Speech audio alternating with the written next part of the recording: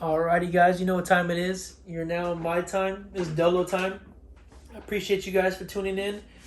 I missed you guys. It's been a whole week since I've been on air and posted something. I've been thinking about all week. I've something I want to talk about. It's on top of my head, and I wanted to talk about last weekend. I was kind of pushing it off because I was kind of not worried, just didn't know how to say it, and I just felt like, you know what, I'm gonna open up to you guys. You can see a different side of me, or if you I'm gonna open up to you guys.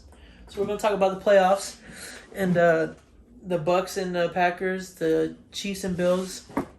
You already just know my Bucks, baby. We going to the ship. We going to the ship. What? We going to the ship. What? Man, let me tell you, man. I was nervous.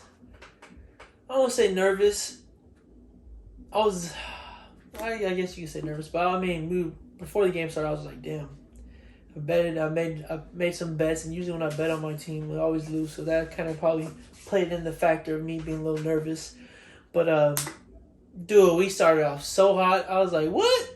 It looked like a game week 6 when we blew them out. I was like, man. I was like, I like this. But of course, the second half came in. We had to make it interesting. Tom Brady went cold a little bit, threw his 3 picks. But I mean, it really wasn't his fault. But man, I felt so good. Thought we were about to blow these dudes out, and then we had to make it interesting.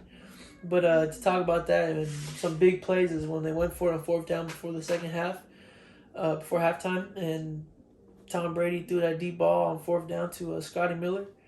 And man, I don't know where Tom Brady finds these little white boys, bro, but he be making these dudes ball out, looking like all-stars out there, man.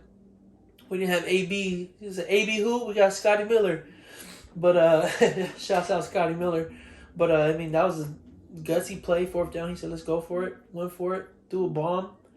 And then the second half, I mean, kudos to the Packers. They didn't quit. They kept fighting to the end. The coach, I mean, I don't know what he was doing to kick a field goal at the end. He should have. You have Aaron Rodgers. He should have went for it.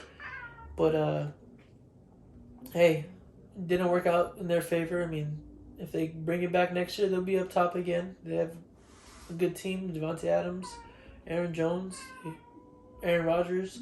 Sorry, I'm in my room. It's kind of dark outside. Alice out here crying. She wants her attention.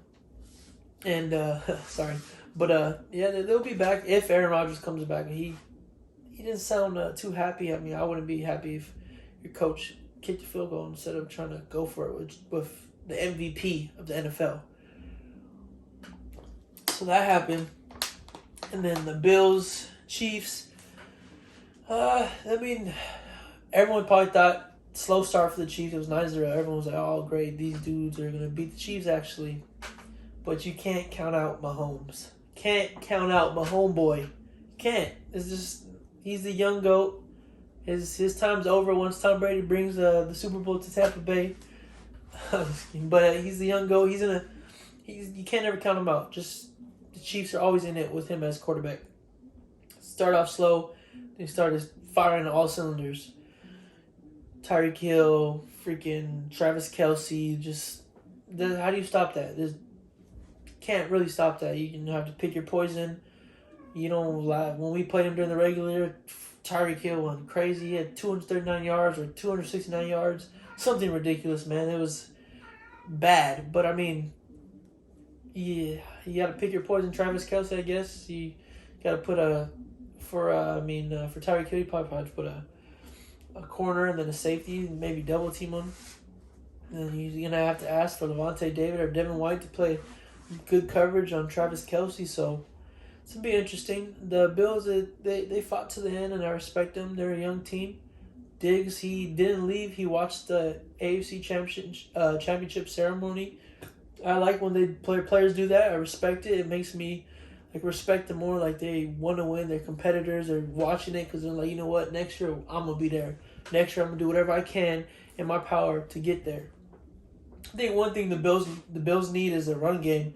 The defense is just covering them, and they didn't respect the run. They never ran the ball. They always threw the ball. So I think next year for sure that's what they're gonna need to do is invest in the running back, get the run game going, and then I mean you already know Josh Allen could throw the ball or run with him, but they'll be back. Not worried about that. It's gonna be an interesting Super Bowl, man. It's in Tampa Bay. We're home. Come on, that's a 30 for 30 waiting to happen, man. I was saying that yesterday. I'm gonna keep saying it. It's like sports. They love the story. They love the headline. They love this is a story. Tom Brady, 43 years old, first time with a new team. They said he was a system quarterback with Bill Belichick. Just the story, I could just see it. No team ever hosted a Super Bowl and won. Like, come on. If he does that, or when he does that, that adds to his legacy. It's going to be tough if you're going to try to be at that GOAT level, it's going to be tough. You're going to have to, it's going to be hard. I don't see it happen anytime soon. I mean, unless my homeboy could turn up, I'll let him lose. He could lose this one and let Tom Brady win. And the next years, he could turn up and do whatever he wants. But, so it should be interesting. The Pro Bowls this week, I really don't care about the Pro Bowl. The Pro Bowl is not interesting to me. It hasn't been the same since probably when their dudes were playing hard. When Sean Taylor was in there, when he was smacking fools in the Pro Bowl, he did not care, man. He was a dog. That's probably the last time the Pro Bowl was probably even relevant. But so that's sports for you guys. I also wanted to talk about something a little more deeper. Like I said, I want to connect with all of the people that watch my channel or my podcast or listen to my podcast.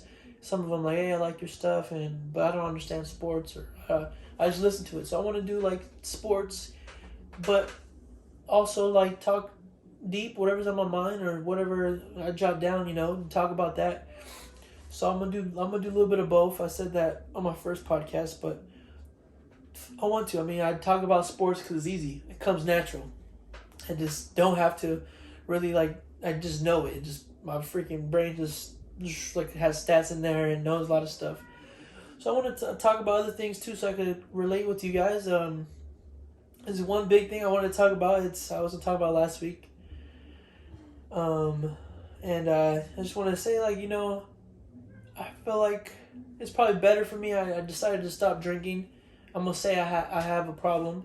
I don't sit there and crave a beer I want to drink 24/7, but the fact when I do drink, it's never to chill.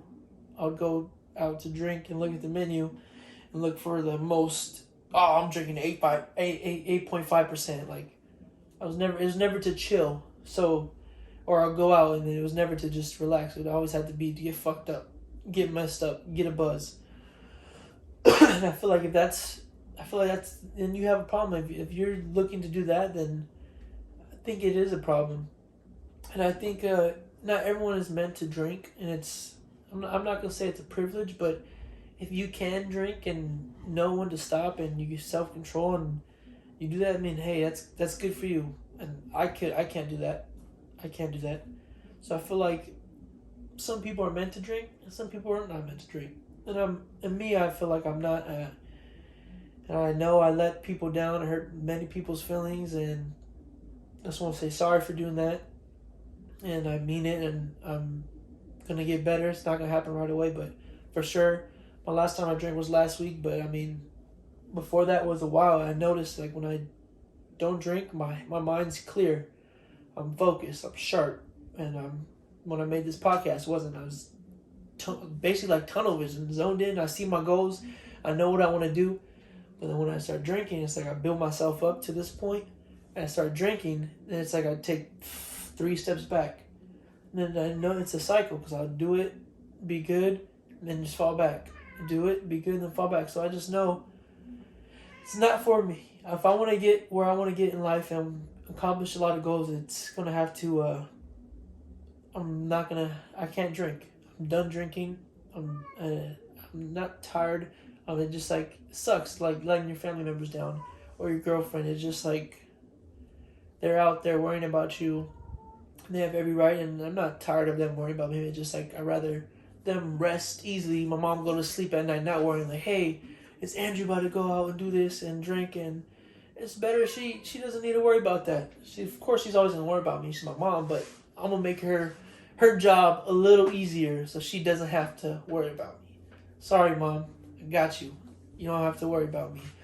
But yeah, so I just want to do that because I felt like I've always kind of known. I always felt like I shouldn't be doing this, but I thought it was just a phase, like I was young, 21, 23, 22. I said that backwards, but you get the point. 21, 22, 23, in that age. I'm just having fun with my friends. But that's fine. If you're young and you can have fun, then do it. By all means, you can. I'm not saying you can't do it. Like, I'm not going to say, oh, drinking's bad. Of course, all my friends are going to keep drinking. They're going to be doing them, and I'm going to be there hanging out. But I'm not saying drinking. If you can control it, cool. If you're like me and you can't control it, then maybe it's not for you. So I just want to stop and basically just for me, and then for my, like I said again, like for my family, so they don't have to worry. And it honestly feels good. I feel like I guess you could say like a weight lifted off my chest. Like I'm holding myself accountable by I write it in my notebook. Like I tell you guys, I write my notes every morning right before I make my bed. Write my notes, and I send my notes, and then it's just I see it right before I go to bed. I look at it, and even sometimes I lay down and then start writing, keep writing it again, or just start jotting ideas. And this is where last night, right before I went to bed. Crazy story. Right before I go to bed, I was I'm gonna talk about this. So I started writing the podcast, and every time I go to bed, I listen to Pandora, Brandonwood's station. So right after I wrote this, that I was about to talk about this, literally right after. If you don't know me, but or if you do know me, you know the story. When this song comes on, "Let Me Love You Down" by Ready for the World. It's my dad showed me that song. If you don't know me, my dad passed away from cancer in 2016. But whenever that song comes on, it's like he's there with me. He's there. Like I feel like he's like like telling me good job, or like if I usually when I'm super stressed, like this song would come out of nowhere. Like I wouldn't even be playing it, or I wouldn't be playing like Pandora. Just come on the radio, and I just so much like stress, like I'm having a bad day, but that comes on, it's like, oh man, I don't have to worry about it. Like my dad's here. So right after I was like, I'm gonna talk about this. I was like, I need to, and I'm holding myself accountable. I want to get this out there, and then maybe if some people have the same feeling as me, maybe if I make this video, it might help them too. So I was like, you know what? Boom, I wrote it, and that song came on, and I just sat there. I was just like, all right, Dad. I was like, and then just clear. I was like, you know what? I'm going to do it. And I wasn't going to go to the gym after. I was like, no, I'm going to do this if I have time to go to the gym. But I was like, I'm going to record this and say it. And it's crazy how how it works out, He's if you lost a family member or someone in your life, you just know that they're always there for you. And you may not see it. If it's recent, if you lost somebody recent, you may think the world's gonna end, like you don't think you could keep moving forward, but it's gonna get better. It's been about to be 5 years, and my first year, I was just like, man, didn't think I could live. I didn't think I could. I can't do this and that, but it's like 5 years went by already. Like, so if you feel like that, just know that they're always there for you. Like there's signs. If you're religious, so you know where they're at, they're in heaven, or if you're not, just spiritually, their spirit lives within you, or they're always with you.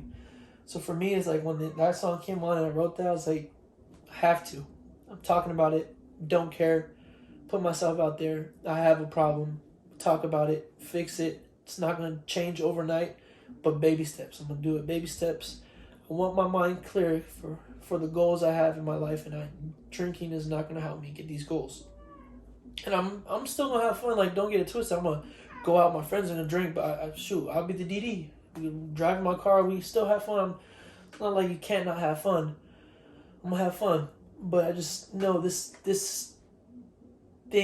alcohol is not for me. It's not meant for me. I can't do it. I can't control it. So for me, it's better if I move on. Sorry that Alice is paying us a visit again, but it's not for me.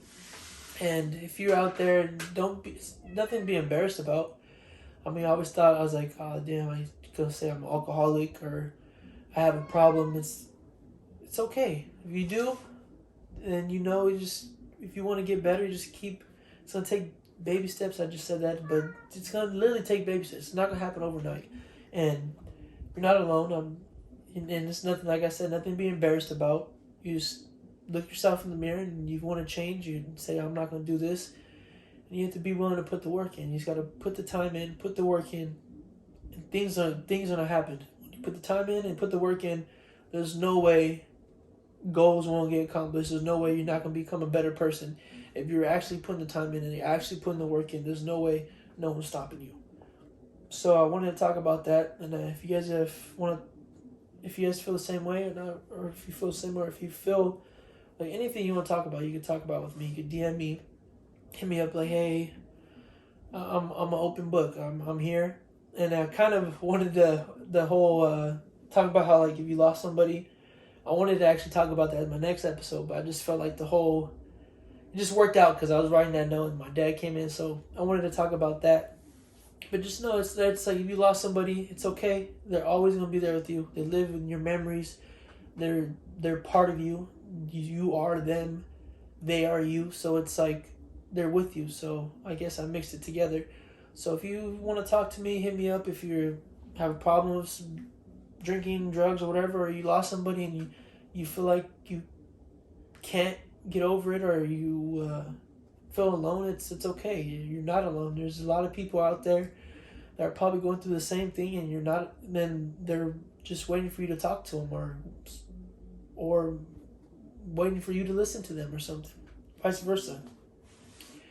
But thank you guys. I appreciate it. This is Dolotime, and stay tuned for the next episode. I thank you. I appreciate you guys. It feels good making this, and I never thought I would be able to do this, like make a podcast or YouTube channel too. It's like I was shy in front of the camera, even though I'm not a shy person. But when the camera's on you, you kind of get nervous. But what's there to be nervous about? It's like just be you. If you want to do something, just be you, and nothing can get in your way. Just be you. And I appreciate you guys. I love you guys. And we're just still getting started, baby. We're making baby steps. This podcast is going to be our YouTube channel. It's going to be popping. It's going to be good. It's going to be some good knowledge. It's going to be fun times. It's going to be shit talking. It's going to be a bunch of everything. So I'm going to try to talk about everything. So I appreciate you guys. Dolotime is out, baby.